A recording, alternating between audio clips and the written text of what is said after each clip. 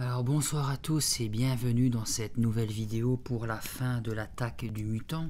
Rappelez-vous, sauf si pour ceux qui ont une bonne mémoire, ce qui n'est plus trop comme mon cas, plus je vieillis, moins je retiens, Jim avait lu le nouvel épisode de sa BD comics, Le Mutant Masqué. Il s'était vu à l'intérieur avec...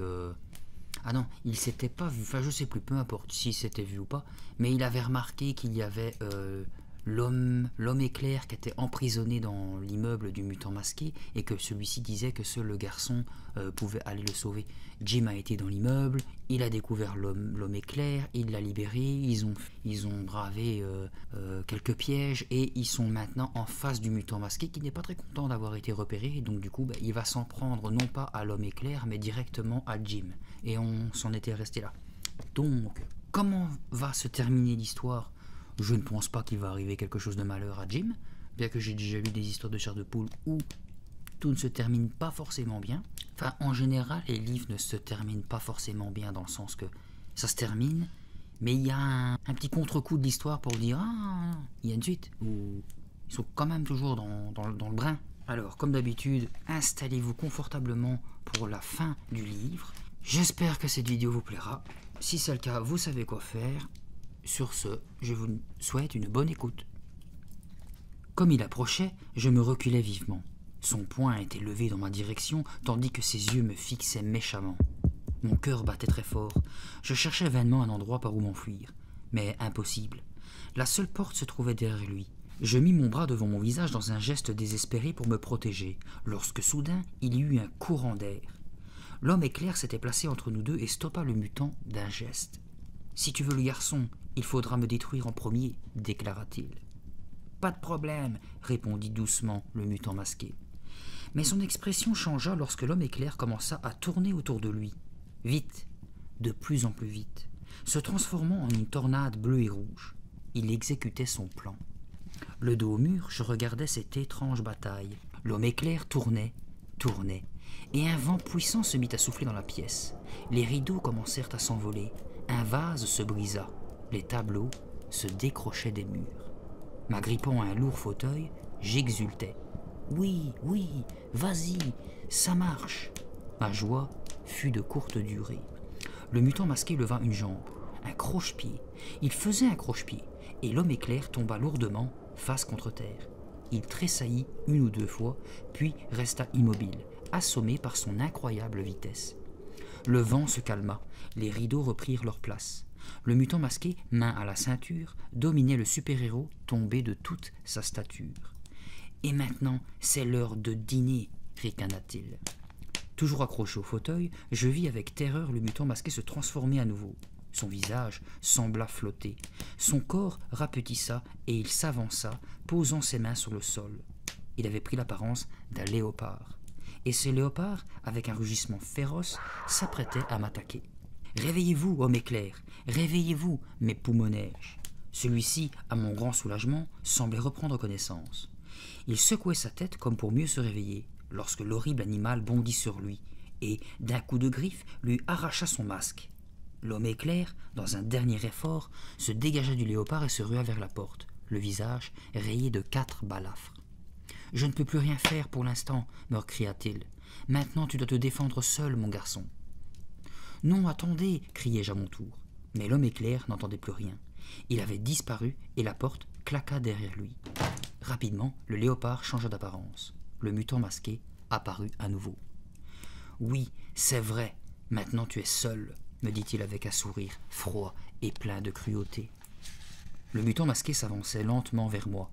Impossible de lui échapper.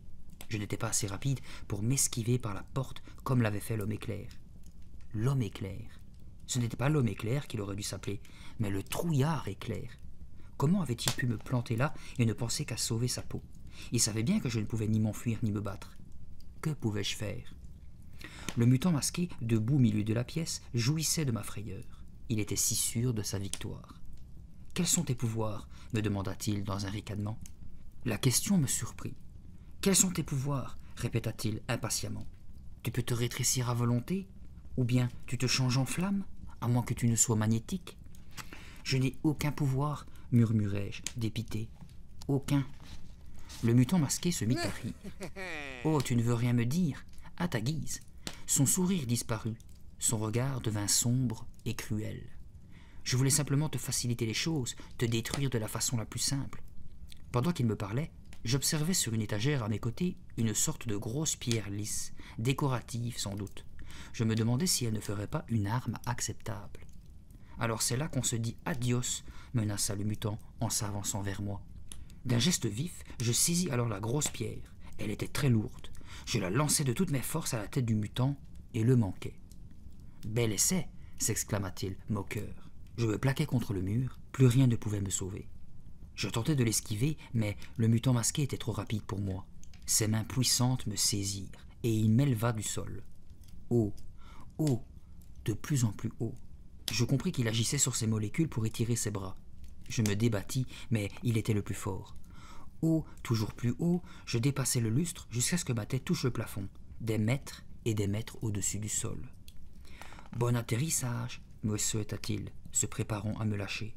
Mais juste avant qu'il ne le fasse, j'entendis la porte s'ouvrir. Le mutant l'entendit également. Me tenant toujours suspendu, il tourna la tête. « Toi !» cria-t-il, surpris. À cause de la lumière du lustre, je ne pouvais rien voir, mais les paroles du mutant masqué me parvenaient. « Comment oses-tu venir ici ?» Il m'abaissa un tout petit peu et je pus voir qu'il se tenait sur le seuil de la porte. À mon tour, je poussai un cri de surprise. « Lucie ? Mais qu'est-ce que tu fais là ?» Le mutant masqué me reposa sur le sol et se tourna vers Lucie, tout en m'agrippant par le collet. Mes jambes tremblaient. Elle pouvait à peine me soutenir, mais je trouvais la force de la prévenir. « Lucie, va-t'en vite !» Malgré tout, elle s'avança dans la pièce. Elle me regardait, ignorant complètement le mutant masqué. Ne savait-elle pas qu'il était le plus grand criminel de tout l'univers ? « Jim, tu ne m'as pas entendu ? J'étais dans la rue en face et je t'ai appelé lorsque je t'ai vu entrer dans l'immeuble. »« Je t'en prie, va-t'en » la suppliai-je. « Tu es en danger. » Mais manifestement, elle ne réalisait pas ce qui se passait. « Lucie » implorai-je tout en essayant de me libérer. D'un geste brutal, le mutant masqué m'envoya rouler dans un coin de la pièce. « Je devrais donc vous détruire tous les deux » dit-il calmement. Lucie sursauta. On aurait dit qu'elle venait de le remarquer qu'à ce moment, mais elle n'eut pas l'air effrayée pour autant. « Jim et moi, nous allons partir tout de suite » ricana-t-elle. La pauvre, elle ne se rendait pas compte à qui elle parlait. Elle ne réalisait pas dans quel pétrin nous nous trouvions. Le mutant masqué ricana à son tour. « Je regrette, personne ne sortira d'ici. Personne. Par qui verrais-je commencer ?» À ce moment, je vis Lucie qui tirait de son cartable un revolver en plastique jaune. Je soupirai. « Mais Lucie, ce n'est qu'un jouet. »« Je sais, mais on est dans une BD, n'est-ce pas ? Rien n'est réel, alors on peut imaginer n'importe quoi. » Et de son revolver, elle visa le mutant masqué. Celui-ci éclata de rire. « Pauvre idiote, qu'est-ce que tu penses faire avec ça ? » « Ça a l'air seulement d'être un jouet. En réalité, c'est un désintégrateur de molécules. Si vous ne partez pas, je vous réduis en bouillie. » « Bien trouvé, » apprécia le mutant, « mais inutile. C'est donc toi qui y passeras la première. » Lucie, les mâchoires serrées, continuait à le mettre en joue et à s'apprêter à tirer. Le mutant masqué tendit la main vers elle. « Pose donc ce jouet minable. Il ne peut t'aider. » « Je ne plaisante pas. C'est un véritable désintégrateur. » Le mutant continuait à avancer, toujours souriant. Un pas, puis un autre. Lucie visa alors la poitrine du bandit et appuya sur la gâchette. On entendit juste un ridicule petit « Chut !» puis plus rien. Et le mutant masqué avançait toujours. Lucie baissa son revolver. La situation m'apparut dans toute son horreur. Le mutant s'approchait de plus en plus. Soudain, une lumière aveuglante entoura son corps. Un violent courant électrique le parcourut des pieds à la tête, lui extirpant de longs gémissements de douleur. Ses molécules commençaient à se désintégrer. Sa tête s'évapora jusqu'à disparaître complètement. Le masque vide tomba sur les épaules du costume. Puis, tout le corps sembla fondre. Il ne restait plus sur le tapis qu'un tas de chiffons fripés. « Lucie, m'étranglai-je, ça a marché. Ton jouet a marché. » « Mais naturellement, me répondit-elle calmement. Elle avança jusqu'au costume et le piétina de toutes ses forces. Je l'avais pourtant prévenu que c'était un véritable désintégrateur, mais cet idiot n'a pas voulu me croire. Mon cerveau était en ébullition. Je n'arrivais pas à comprendre comment un revolver jouet avait pu détruire le plus puissant mutant de la Terre. Je pris Lucie par la main. « Allez, viens, on fiche le camp. »« Je regrette, Jim, me dit-elle d'une voix doucereuse. Hein? Tu regrettes quoi? Lucie leva le pistolet et me visa. Je regrette parce que c'est toi qui vas disparaître maintenant. Tout d'abord, je me mis à rire. Je pensais que Lucie plaisantait. Tu as vraiment un drôle de sens de l'humour, toi. Mais mon rire s'arrêta net. Lucie continuait à viser ma poitrine et son visage était on ne peut plus sérieux. Je balbutiai. Mais Lucie, qu'est-ce qui se passe? Je ne suis pas Lucie. Je suis navré, mais je dois t'apprendre qu'il n'y a aucune Lucie ici. Comme elle disait ces mots, son corps commença à changer. Ses cheveux roux rentrèrent dans sa tête. Son visage s'agrandit et ses yeux verts devinrent noirs. Sa silhouette s'allongea. Des muscles puissants apparurent sur ses bras fins. Ses habits changeaient également. Son pull et son jean commencèrent à ressembler à un costume qui m'était familier. Le costume du mutant masqué. « Mais Lucie, comment tu fais ça? Tu ne comprends décidément pas très vite, dit-elle d'une voix caverneuse. Une voix d'homme. Elle fit tourbillonner sa cape tandis que le pistolet se fondait dans sa main pour se transformer en bague. Je suis le mutant masqué. J'ai changé mes molécules pour ressembler à ton ami, mais je suis le mutant masqué. Mais tu viens de le désintégrer. On l'a vu tous les deux. Faux. Je me suis débarrassé de l'homme caméléon. L'homme caméléon? Oui, il travaillait pour moi. Je lui avais donné un peu de mes pouvoirs et lui ordonnais parfois de revêtir mon apparence afin de tromper mes ennemis. Il travaillait pour vous et vous l'avez détruit? Il commença à devenir gourmand et trop gênant. Un jour ou l'autre, il aurait tenté de prendre ma place. Et puis, il m'arrive de faire d'horribles choses, tu sais bien, comme celle que je vais te faire à présent. Je reculai tout en le suppliant. Mais pourquoi? Laissez-moi rentrer chez moi. Je vous jure que je ne dirai jamais rien à personne. Je vous le jure. Rentrer chez toi? Mais c'est absolument impossible. Adieu, Jim. Non, vous ne pouvez pas faire ça. Vous êtes juste un personnage de BD. Et moi, je suis réel. Je suis vivant. Non, Jim, tu n'es plus réel. Tu es comme moi, un personnage de BD. Je me pinçai le bras. La douleur que je ressentis me rassura quelques instants. Vous êtes un menteur, criai-je. C'est vrai, c'est une de mes nombreuses qualités. Mais cette fois-ci, je dis la vérité. Jim, tu n'es plus réel. Mais je me sens comme toujours. Et pourtant, je t'ai changé en personnage de BD. Tu te rappelles lorsque tu es entré dans cet immeuble, un rayon de lumière est passé sur toi. C'était un rayon scanner. Dès qu'il t'a traversé, il s'est emparé de ton corps et t'a changé en une multitude de petits points d'encre. Non! Il ignora mon cri. C'est tout ce que tu es, mon garçon. Un tas de petits points d'encre noirs, rouges, jaunes et bleus. Tu as d'ailleurs parfaitement tenu ton rôle. C'est si difficile de trouver un bon personnage pour mes BD. Malheureusement, j'ai le regret de te dire que tu n'y apparaîtras plus. Ni dans aucune autre d'ailleurs. Attendez, attendez, criai-je en réfléchissant à toute vitesse. Je ne peux plus attendre. J'ai déjà perdu trop de temps avec toi, Jim. Mais je ne suis pas Jim, m'exclamai-je. Jim Matters n'existe pas. Ah, bon? Qui es-tu alors? Je suis le colosse élastique. Le mutant masqué me dévisagea, perplexe. Le colosse élastique? Tiens donc, ainsi c'était cela ton secret? Je prenais de l'aplomb. Oui, et je retombe sur la planète Xarkos. Je ne suis pas autorisé à participer à une autre BD, répliquai-je. Bel essai, mais tu as envahi mon repère et je dois te faire taire à jamais. À ces mots, je me mis à rire. J'ai une meilleure idée. Je vais vous entourer de mes bras élastiques et serrer, jusqu'à l'étouffement final. C'est tout, répondit le mutant masqué d'un air méprisant. Faible, faible. Que dirais-tu plutôt si je te déchirais en petits morceaux jusqu'à en faire des confettis? Impossible, je suis en caoutchouc. Je plie mais ne romps pas. Mon seul point faible est la fumée qui peut m'asphyxier et me détruire. Oh, je n'aurais pas dû dire ça. Ça m'a échappé. Je fis semblant de vouloir me sauver, mais du coin de l'œil je voyais le mutant masqué qui se dépêchait de se changer en une nappe de brouillard épais pour planer vers moi. Je ne perdis pas de temps. Je courus à la fenêtre et l'ouvris d'une main, tandis que de l'autre, je saisis le ventilateur qui se trouvait à côté. Je le branchai à la puissance maximum et le dirigeai vers le mutant qui fonçait sur moi. « Non !» l'entendis-je hurler, tandis que le souffle de l'appareil le disloquait et l'entraînait vers l'extérieur. « Oui, oui !» criai-je joyeusement. Jamais je ne m'étais senti aussi heureux, aussi fort, aussi triomphant. Le ventilateur finissait de disperser le reste de la fumée et de l'envoyer au dehors où un vent violent l'éparpilla aux quatre coins de la ville. J'avais vaincu le mutant masqué. Moi, un garçon de 12 ans, j'avais détruit la pire canaille de la planète.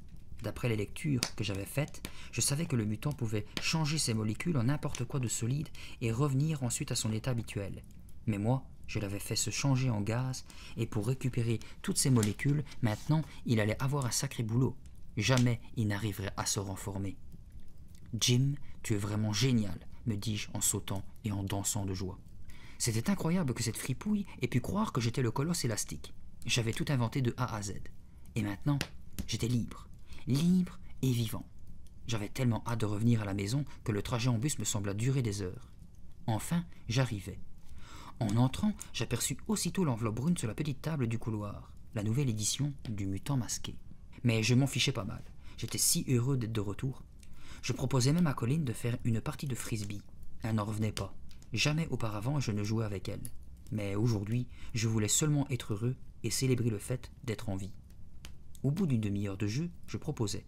« Et si on mangeait quelque chose ?»« Oh oui, je meurs de faim. » Maman a laissé un cake au chocolat sur l'étagère. J'entrai dans la cuisine et pris le cake. Puis, j'allais chercher un couteau. « Ne te coupe pas un morceau plus gros que le mien, hein ?» me prévint Colline, surveillant mes gestes. « Mais non, n'aie pas peur. » J'étais de si bonne humeur que même sa remarque ne m'énerva pas. « Ça a l'air drôlement bon !» m'exclamai-je en commençant à entamer le cake. Le couteau glissa malencontreusement sur mon doigt. « Ouille !» Je levai la main et examinai ma blessure. Mais qu'est-ce qui apparaissait à l'endroit de la coupure? Ce n'était pas du sang. Le liquide était noir, comme la nuit. C'était de l'encre. Et doucement, protesta Colline, lorsque je la bousculai en criant. « Où est le dernier numéro du Mutant Masqué ?» J'avais soudain l'impression que ma carrière dans les bandes dessinées était loin d'être terminée. Alors voilà comment se termine le Mutant Masqué. Bon, comme d'habitude, on va faire le petit bilan de ce que j'ai pensé de l'histoire. En gros, un petit bof. Ça faisait pas peur du tout, absolument pas de chair de poule à l'horizon, juste une histoire d'aventure assez banale, je trouve. La fin ne présage rien, on va dire, de diabolique, comme le fait, comme les histoires avec les pantins, qu'en réalité, ils sont toujours vivants, ou des trucs ainsi. Donc là, il n'y a rien de super dans ce livre, c'est pas à replonger. Je sais pas ce que vous en avez pensé. N'hésitez pas à me le dire dans l'espace des commentaires, parce que les goûts et les couleurs, ça ne se discute pas. Je ne l'ai pas trouvé nul, hein, mais je ne le trouve pas si effrayant, voire même pas du tout effrayant par rapport à certaines autres histoires. En fait, dans les livres, pour le moment, pas effrayant du tout, je le classe avec Baignade interdite, je crois. C'était rien, il n'y avait rien non plus d'effrayant, hein. Ça parlait d'une sirène, d'une pieuvre, enfin. Moi, je l'ai pas trouvé, je le mettrai pas dans mes préférés pour le moment. Mais vous dites-moi ce que vous y avez pensé, parce que je pense que l'un d'entre vous avait hâte que je le lise. Pour la prochaine histoire, on va commencer à lire le numéro 16, Le fantôme d'à côté. Je sais que je l'ai déjà lu à ma copine, mais il y a des années, donc je n'ai plus de souvenirs. Je pense que je vais le redécouvrir avec vous. J'espère que, comme d'habitude, vous serez au rendez-vous pour cette histoire. Si vous êtes endormis, super, je vous ai servi à quelque chose pour ce soir, c'est génial. Et je vais vous quitter, dorénavant, je vais vous quitter sur le fait de lire le synopsis du prochain livre. Donc on va commencer avec celui-ci. Anna a toujours pensé que la maison d'à côté était vide. Qui est alors ce garçon qui prétend habiter là depuis des années? Comment se fait-il qu'Anna ne les ait jamais aperçus, lui et sa mère? Et surtout, d'où lui vient cette pâleur de fantôme?